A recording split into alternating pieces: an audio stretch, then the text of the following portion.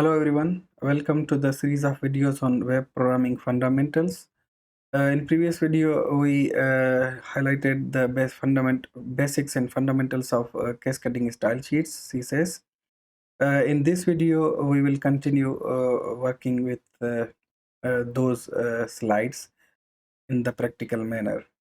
So we will just continue the previous example. So for example, in the previous example, we have this HTML page, HTML folder with the HTML page and Google logo. So we used this example previously. Let's briefly open this file in Google Chrome.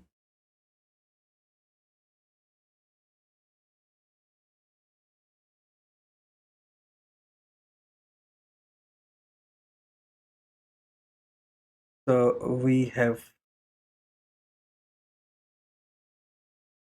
this HTML file here. Let's also open the code in Visual Studio Code. So let's open the folder.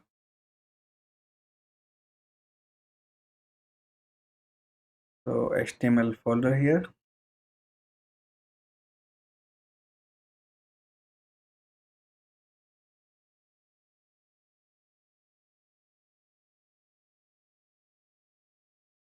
Okay, so let's clean the file a bit. So we only have some relevant code here.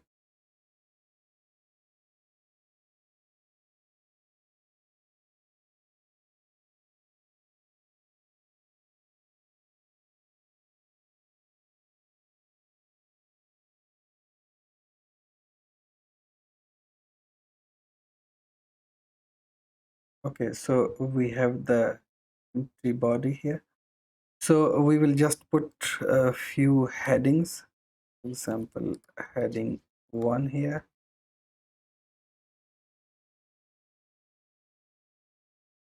And then heading 2 here.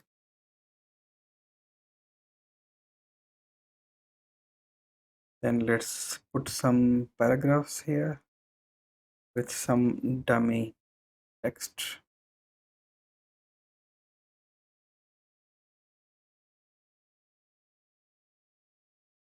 Actually, increase the text here. We will copy this paragraph few times here. So let's refresh the page. Okay, so now we have heading 1 and heading 2 and then few paragraphs here.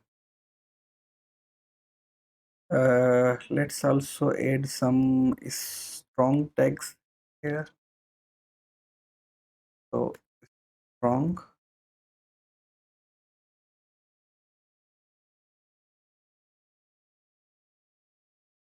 and then some strong,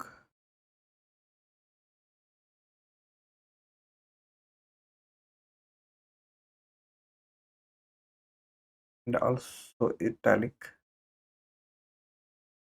So emphasized.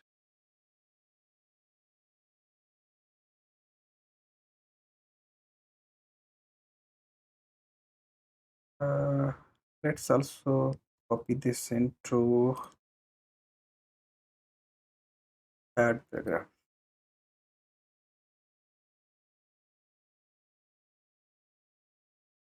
Okay, so now we have the paragraphs with some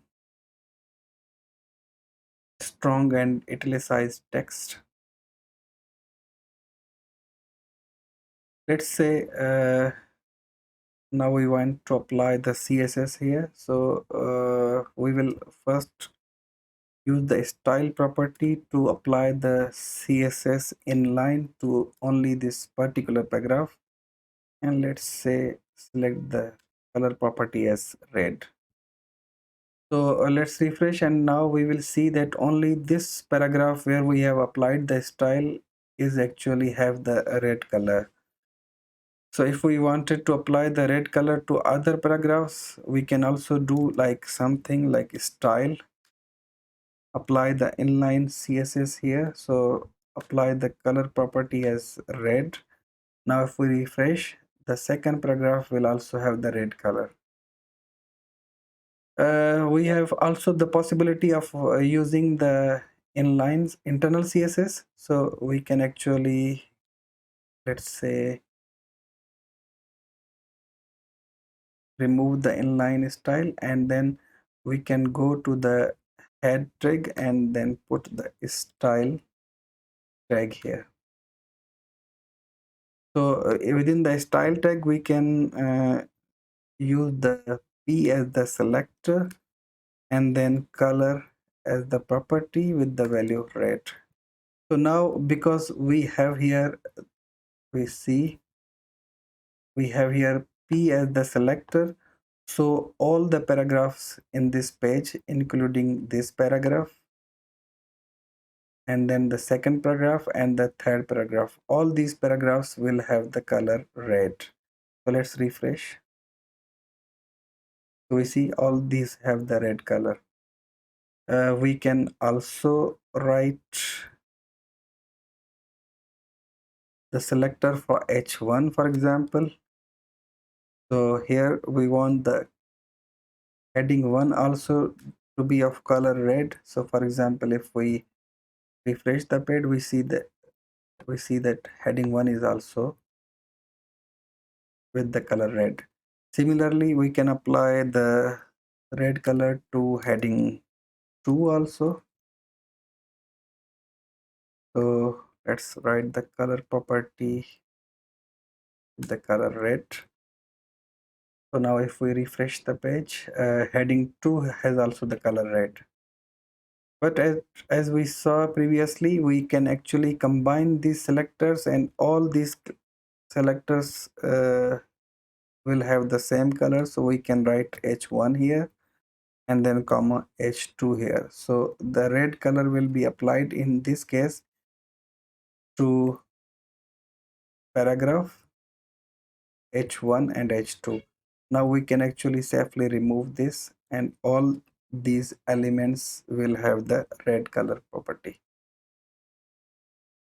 So refresh the page and this has the same color. Let's actually change this so we can actually see the effect. So we can turn to the color blue.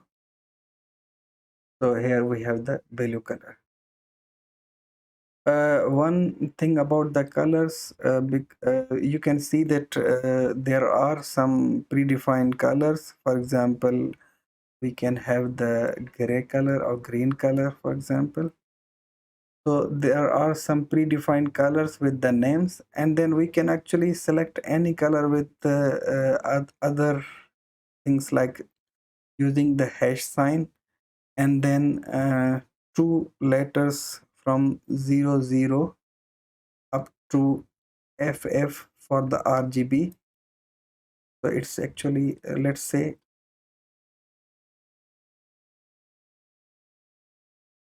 we have the red, then green, and then blue.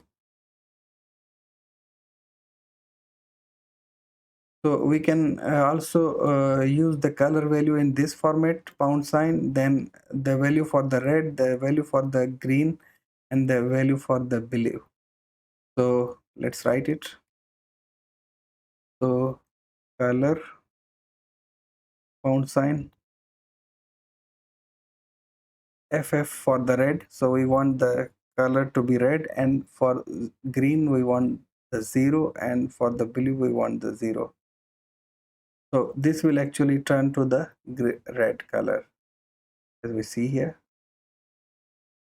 And we can also have the green color, FF for the green part and 00 for the red part. So now we have the green color. Let's refresh. And finally we can also have the blue color. So let's put 00 for the blue and then FF for the blue part. So this is actually the hexadecimal notation. So FF means 255 for the blue. So this is the highest value for the blue. So in this case we have this a blue color. So if we set all 0, it will turn to the black, and if we set all to FF values, it will be the white color. So if we refresh, we won't see anything here because all is the white. But if we select the text here, so we can actually combine these values. For example, if we put let's say 89 here, so this, as the color has changed, also we can lower the value of red color, for example 03. So now it is going more closer to the blue part. And if we say, for example, lower the blue part, it will move toward the greener part because the highest value for the green part is 89. Similarly, we can also increase, let's say 90 for the red. Now the color has changed. So we can mix different red, green and blue colors to form the colors. There's also color palette provided by the Visual Studio Code. So now we can select any color here, and then we see the color property or color value is changing here. So we can go to any part here, for example blue part. Now we can move the pointer here to select a particular desired color here. So let's say if we want to use this color, this color has been applied. Other value we can select for the color is using the RGB function. This is very similar to the previous one. Previously we used the color codes, and now we are using the RGB function. Now here we see that we can actually provide 3 values for the red, green and blue part. So now here we have the integer values.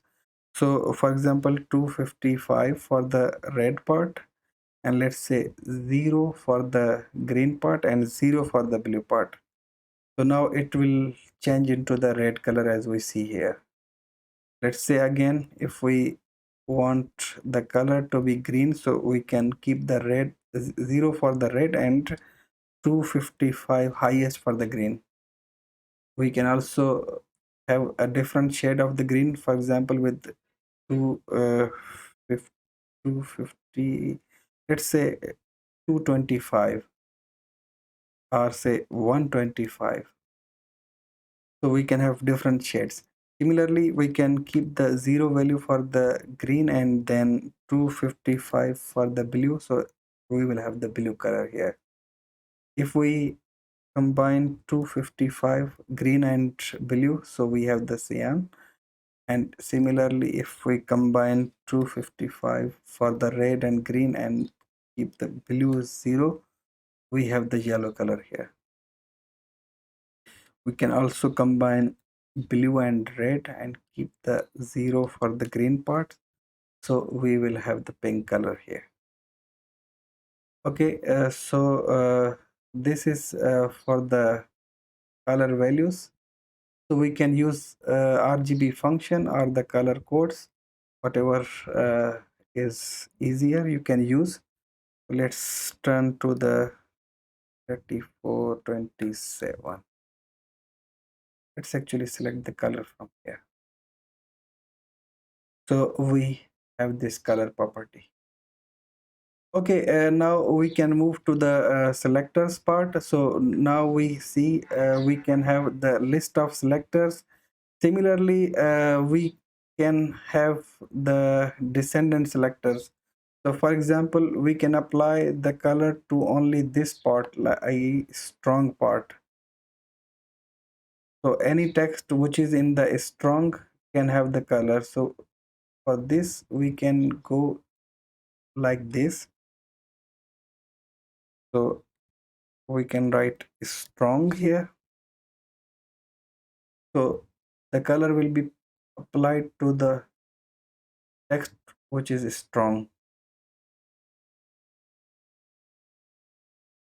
Similarly, we can also proceed with the P. There will be almost no effect here because this strong is enclosed in the P, so it will be applied. But if we had the strong tag outside of the paragraph, it will not have, let's say, this is strong text will not have color applied. So let's refresh. So we see that this text which is strong has no property as red here, because here we have specified applied this style to the strong tag which is inside the P tag. If we remove, then every strong text will be red, but if we proceed strong with the P, it means strong text which is within the P tag. Similarly, we can target this EM here. So EM which is inside the strong, which is inside the paragraph. So we can write something like this, EM, and now see the effect. Only the italicized text, i.e. emphasized text, has the color property as red. So let's go to the sibling selector character. So let's say we want to apply the color to the second paragraph. Let's remove this from here. Also write the second paragraph. So we want to apply the color to the second paragraph here. So we can actually write the descendant selectors. So this paragraph is actually after the other paragraph which is after the H1 or heading 1. So we can write the sibling character like this. Paragraph which is after another paragraph which is after H1. So refresh and then we will see. Let's change. Okay, it's fine. Refresh this. What's wrong? Sorry, for the descendant selector we have to use the plus sign, not the space sign. Okay, so refresh the page and then we see we have applied the text to this. If we wanted to apply the text to this paragraph, the third paragraph which is coming after the paragraph which is coming after the paragraph which is coming after the heading 1, so we can write the P for this one and then second P for this one and the third P for this one and then H1 for this heading. So let's write plus P, and now we will see that this paragraph will be of red color if we refresh the page. Okay, so this is a sibling selector. Now we can actually go for the pseudo class selectors. So now let's remove this and let's also remove this property. Now we want to actually say whenever user hovers over the paragraph, so we want to apply some style. Let's say we want to change its background color to gray. So now whenever user hovers over any paragraph, its background color should change. So this style will be applied to the paragraphs only when the paragraph is in the hover state. So let's check, refresh the page here, and then we can see that if we hover over the paragraph, its color changes. Let's move to the next paragraph and the last paragraph. So all the paragraphs, their color is being changed depending on the state of the hover the paragraph is. So this is an example of the pseudo class. Similarly, for example, if we have a kind of say link here, so let's put a link here, so a, and for the link, let's say my link here. So if we refresh the page and then we have the link here, but if we see we hover over the link, nothing happens. But we can change this a bit. Say we want the link to have some special effect when we hover over it. So let's say we want to make its color change. So let's say red. So let's refresh the page, and now let's hover over the page. Now you see if we hover over the link, its color changes to red. Similarly, we can see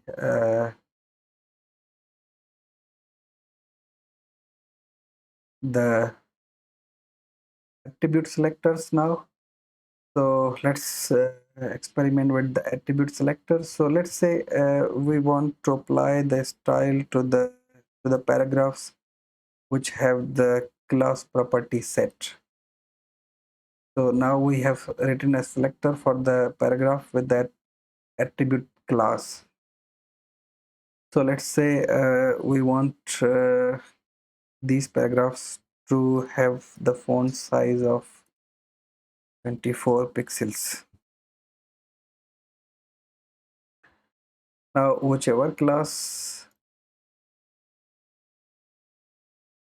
paragraph has the class property set, let's say we want this to be the lead paragraph, and then for the second paragraph here we want to set its class to, let's say, secondary. So currently we don't have the classes for this, but we are just seeing that how this selector selects the paragraph elements. So in principle, this selector will select this paragraph because it has the class property set here, and then the second paragraph because the class property is also set here, but the third or the last paragraph will not be selected because there is no class property set for this paragraph. So let's refresh and see the effect. So now we see we have only the two paragraphs selected. So that's it for the attribute selector. Now we can actually define the class. So let's say we want this to be the lead class.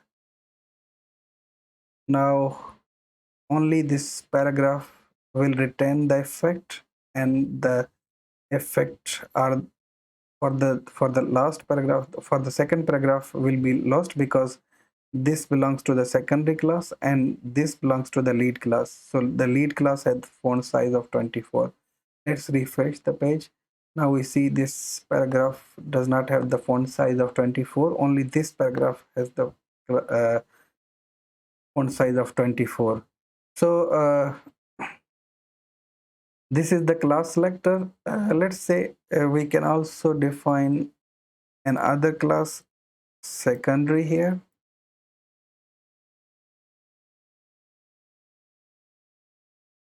Now for this class we want the background color to be gray. So let's refresh the page here. Now we see the paragraph with the class secondary here as the background color gray.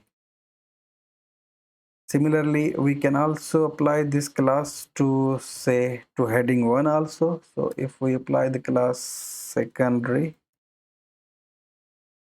to heading 1, the heading 1 now will also have the background color gray. And more importantly, we can have several classes. So one element actually can belong to several classes. So let's make this paragraph to belong to the class lead and also class secondary.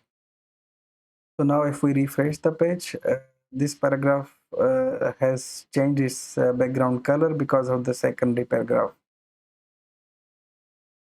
So that's it for the classes. So the advantage of the class is that we can actually apply the class to many elements, because many elements can belong to the same class, and also one element can belong to several classes. So that's why this class selector is very versatile and used most often. Let's try the ID selector. So the ID selector actually starts with the pound sign. So let's say we want the ID to be men, and for the men, let's say we want its color, sorry, its color to be red. So whichever element will have the class, so will have the ID men, its color will be red. So let's make this paragraph here. Let's assign the ID men to this paragraph. So now this paragraph has the ID of a man. So let's refresh the page, and now we see this paragraph has the color red here. In principle, there can be only one element with the unique ID. So we cannot assign in principle the ID main to this heading, because ID should be actually unique per element. But as far as CSS is concerned, CSS will apply this style to this to H2 also. So let's try. We see now heading 2 also has the red color, but in principle this is not a recommended setting, because ID should be unique. So we cannot assign ID main to H2. So this is ID selectors. Now we can move to lastly for the typography or the text styles. So we saw several text styles. So let's select this paragraph with the class lead. So we can assign properties to the lead class here. So let's say we want to align the text of the paragraph to center. So now if we save and refresh the page, now the text is centered aligned here. Similarly, we can assign the right property. Now the text will be right aligned here, and also the justify property. For the justify, it will make the all lines of equal length. And lastly, we have the left value, but this is the default value, so it turns back to the original setting. Then we have this text transform property. So for the first value is the capitalized. So actually this will cause every letter of the word to be capital, so as we see. Also we can make the text uppercase. So now the paragraph will turn to the uppercase. Note that the text in the source code is not capitalized here, but it has been transformed. Similarly, we can change to the lowercase here. Let's try. So all text has become lowercase. Then we have this text decoration property. For the text decoration property, we can have the underline. So now the paragraph will have the underline effect. Similarly, we can have the overline effect. We can also have the line through effect. And then we have the default value of none, which means no decoration. Note that we can also assign multiple values, so we can make this underline, we can also make this overline here, and we can also make it line through. Although you will not see in practice these settings applied, but just in case this is possible. So now we can see the font family property. So let's try the font family. Let's say we want to make that text to Times New Roman. So now if we refresh the page, this has turned to the Times New Roman. We can also change this to, let's say, Arial.